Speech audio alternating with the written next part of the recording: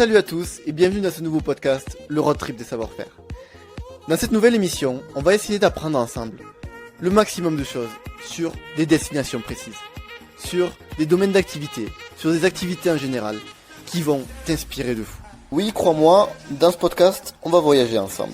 On va partir à la découverte d'activités originales, inspirantes, passionnantes.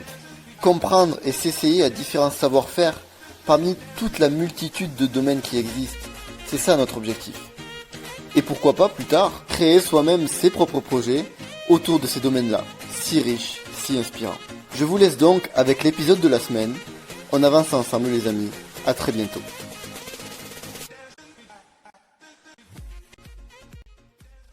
Ok, salut à tous les amis, j'espère que vous allez bien aujourd'hui. Troisième épisode de ce podcast, le road trip des savoir-faire. Vous l'avez vu dans le titre, on va parler aujourd'hui du domaine de la production musicale. Alors voilà, c'est la production musicale en général, hein, on va parler de deux choses finalement.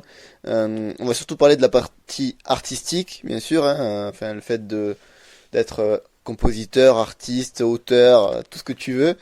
Et aussi bien sûr la partie business, la partie plus production, d'accord, production musicale. Donc qu'est-ce qu'on verra dans ce podcast finalement, le petit sommaire. D'abord on verra que finalement les DJ, les artistes en général, les rappeurs, etc. c'est des héros. Alors on verra pourquoi, parce que comme d'habitude je vais commencer par la mission de vie, d'accord, la mission de vie qui est hyper importante dans un projet. C'est des héros qui sont dans la lumière. Je vais te donner des exemples de ce que tu peux faire, tu vas te régaler. Et enfin en troisième partie on verra que la musique c'est finalement un océan d'opportunités. T'as plein de façons de faire de l'argent, de gagner de l'argent.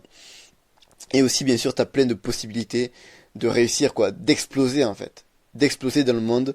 Alors, je te demande pas de devenir un DJ Snake ou un DJ Khaled, d'accord? Mais tu peux vraiment réussir ta vie avec ça.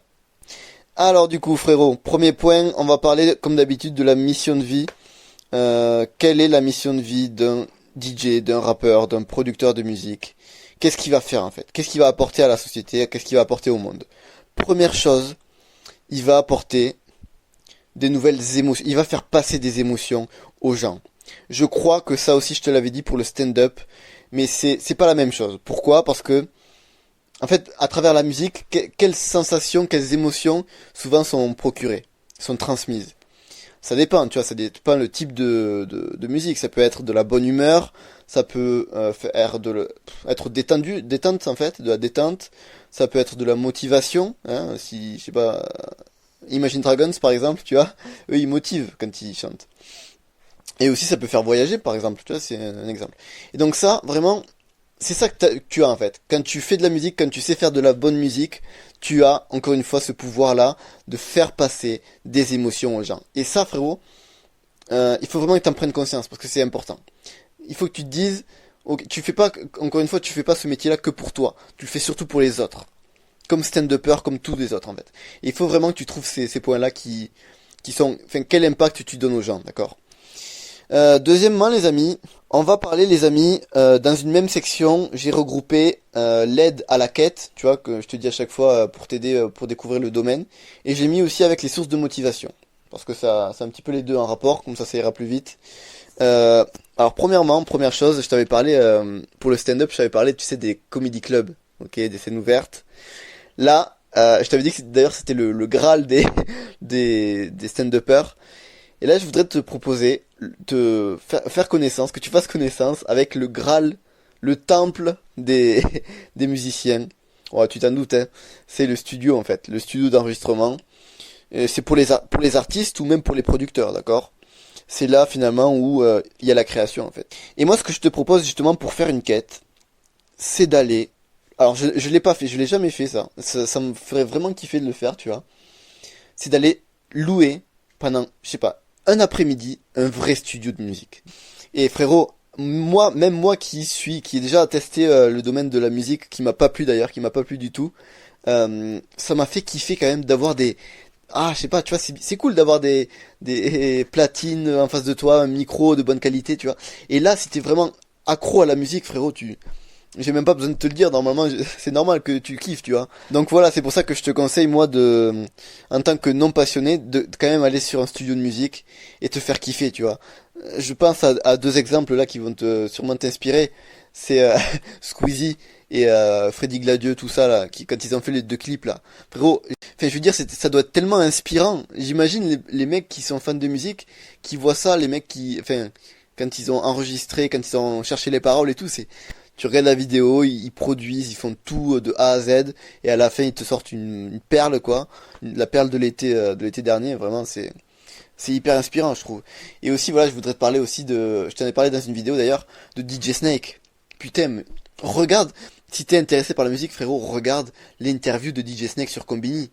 Mais c'est, aïe aïe aïe, une success story, mon gars, mais j'en ai rarement vu des comme ça, hein. Et il faisait que ça, et il disait genre, tous les gens me regardaient bizarrement, mais ils s'en foutaient parce que il avait cette vision, cette destination que je te parle dans toutes les vidéos, dans toutes mes vidéos, en tête. Et finalement, tu vois, qu'est-ce qu'il a fait?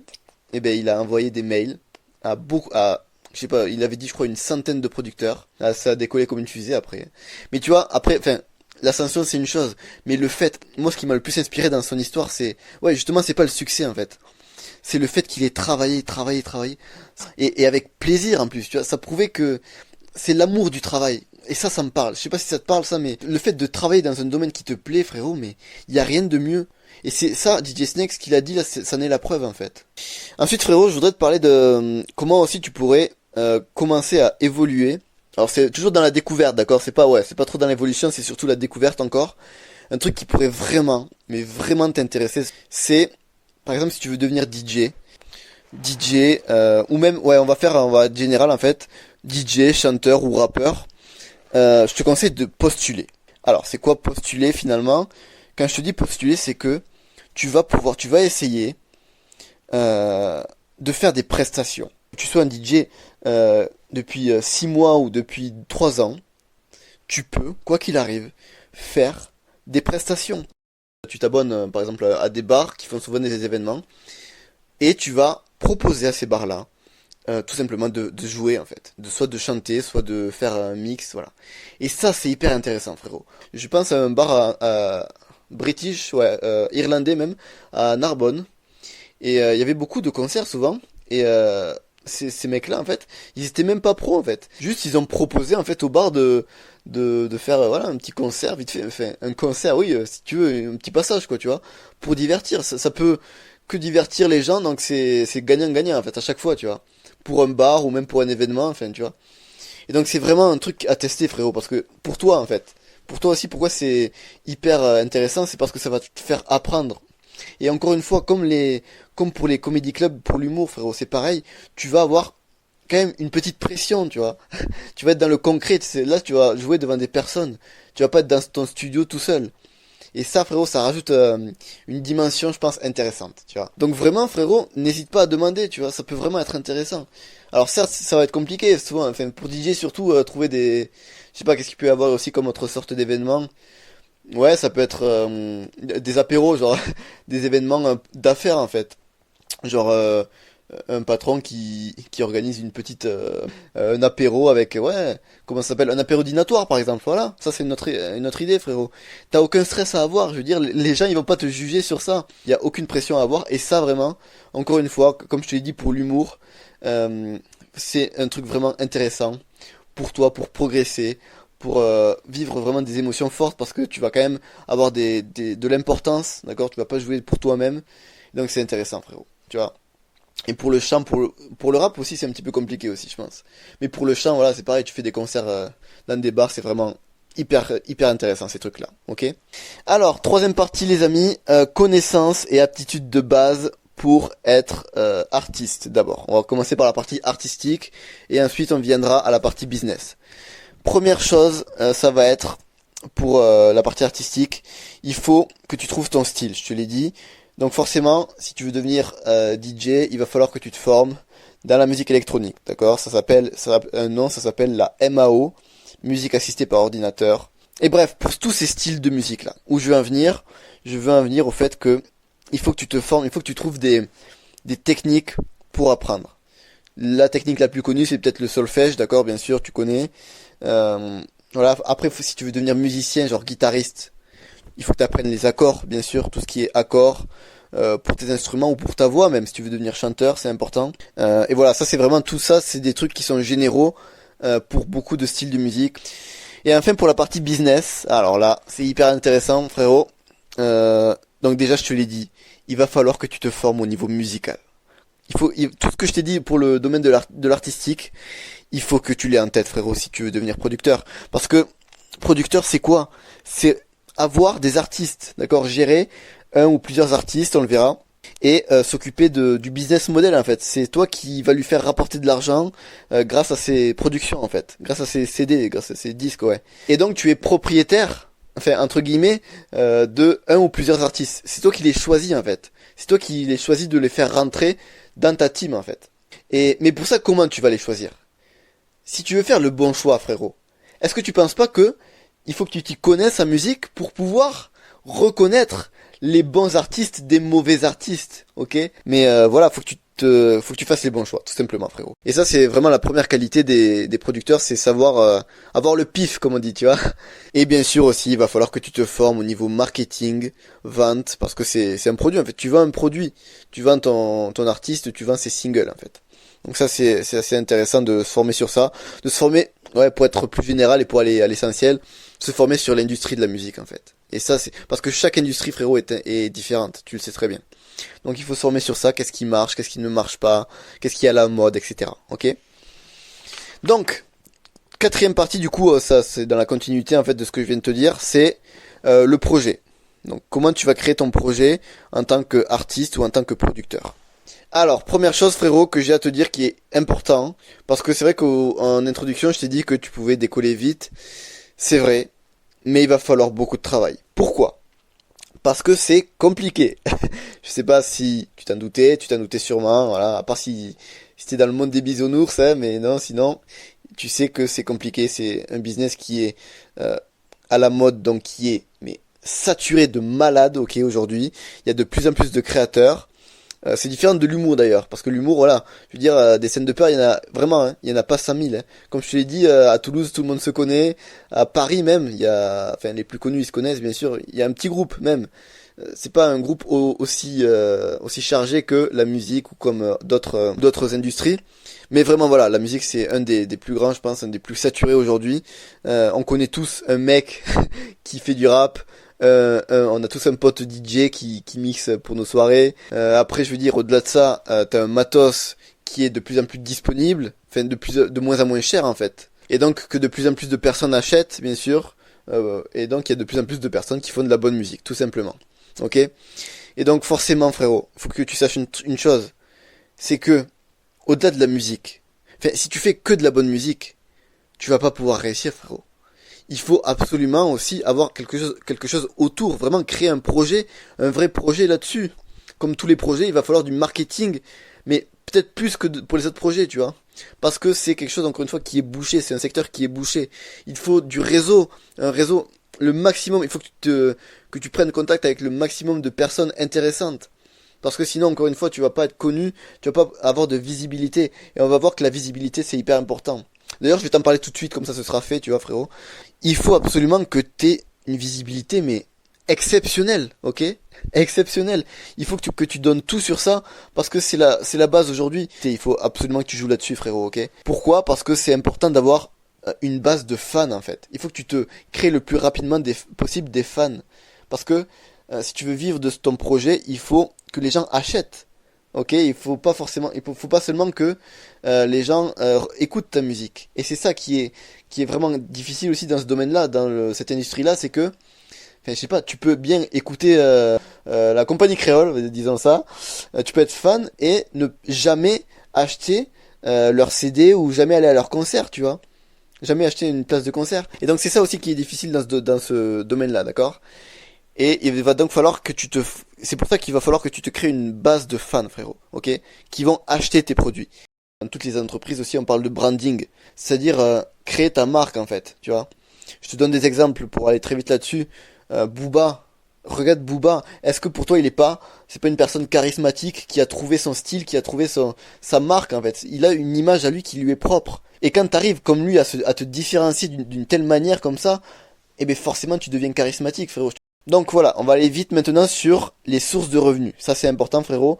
Comment tu peux gagner de l'argent dans cette industrie qu'est la musique. Comment tu vas délivrer ta valeur. Première solution les amis pour gagner de l'argent de sa musique, avec sa musique, c'est bien sûr de vendre sa musique sur internet, ok, à travers des supports digitaux en fait, ok, iTunes, SoundCloud, t'as aussi le streaming avec Spotify, Deezer, etc. Et sinon aussi sur internet, tu peux vendre des produits dérivés qu'on appelle, d'accord? Ça c'est avoir une boutique en ligne en fait, ouais. Tout simplement, tu vends des t-shirts, des bracelets, des casquettes, des pulls, etc. sur une boutique. Voilà, tout simplement, je vais pas aller plus loin, c'est ça. Donc ça, c'était pour les revenus sur Internet, frérot. Ça, c'est vraiment une bonne opportunité pour commencer à gagner de l'argent pour ta musique, grâce à ta musique.